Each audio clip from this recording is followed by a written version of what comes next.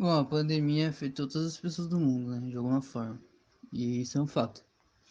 No entanto, algumas pessoas elas foram afetadas de forma mais intensa nas suas vidas, né? Não só emocionalmente ou psicologicamente com tudo que estava acontecendo. Um exemplo disso é que, de acordo com o IBGE, nos últimos 4 meses de pandemia, né, cerca de 3 milhões de brasileiros ficaram desempregados. E com isso, a taxa de desocupação do país chegou a 13,7% na quarta semana de julho, atingindo 12,9 milhões de pessoas. E com todo esse desemprego, né, um dos problemas, não só no Brasil como no mundo, foi a fome, né, que nunca esteve tão presente. Os números da desnutrição acompanharam o crescimento populacional ao longo das décadas. E a falta de comida para os pobres piorou à medida que o novo coronavírus alcançou praticamente todos os países, né? E um relatório divulgado pelo Programa Mundial de Alimentos da ONU, ele indica o número de famintos no mundo, né? E ele praticamente dobrou pelo fato da pandemia, né, do Covid-19. E se nada for feito, a gente vai acabar o ano com 265 milhões de pessoas sem ter o que comer, né? E já no aspecto da saúde, pelo menos aqui no Brasil, foi muito importante o programa do SUS, né? E é bom esclarecer que esse programa ele não existe em todo mundo. Ele não existe em todo mundo, ele é uma exclusividade do Brasil, né? Em outros países tem programas parecidos, mas o SUS aqui só no Brasil. E mesmo com esse programa do SUS, que vem ajudando muito com esse problema do Covid, não está sendo suficiente, né? Já morreram milhares de pessoas e tá para morrer mais um monte, né? Se continuar do jeito que tá. Então, a reflexão que fica é quem que tá sendo mais prejudicado, né? As pessoas de alta renda que podem se manter mesmo perdendo trabalho, né? Mesmo sem trabalhar, ficando só em casa, elas conseguem se manter. Ou as pessoas de baixa renda que têm que se arriscar, né? Porque senão elas não têm o que comer no final do mês, né? Então elas têm que se arriscar, se tornar disponível, vamos dizer assim, ao vírus para poder trabalhar, né?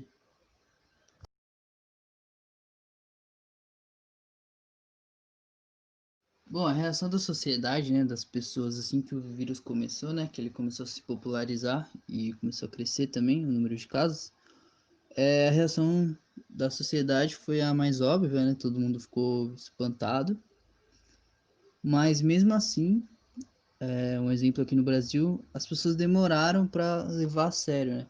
Porque elas viam na Europa muitos casos e não acreditavam que podia chegar no Brasil também. Então elas não ficavam em casa e não levavam o corona a sério e não respeitavam a quarentena, né?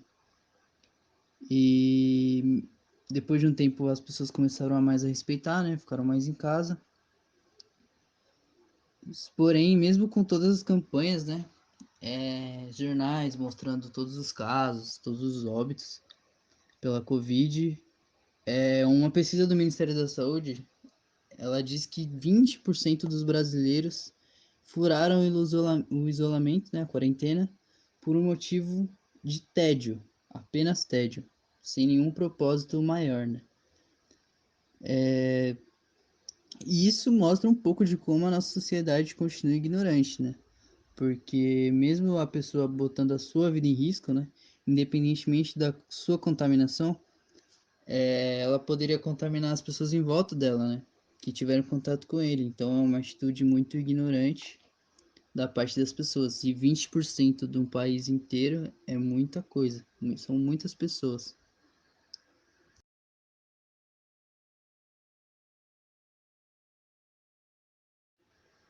O que mudou, né? Fazendo uma conclusão aqui de tudo que foi falado, a sociedade, ela certamente não vai ser a mesma, né? Ninguém vai esquecer dessa pandemia, mudou o mundo, né? Porém, a pandemia, ela provou muitas coisas que já eram óbvias, né? coisas que poucas pessoas enxergam ou querem enxergar, né? Uma delas é a fragilidade das pessoas, né? Como as pessoas são frágeis, né? E uma também, um grande exemplo também é como a desigualdade social é enorme no nosso país e no mundo. Esse ano, pessoas morreram pelo vírus, né?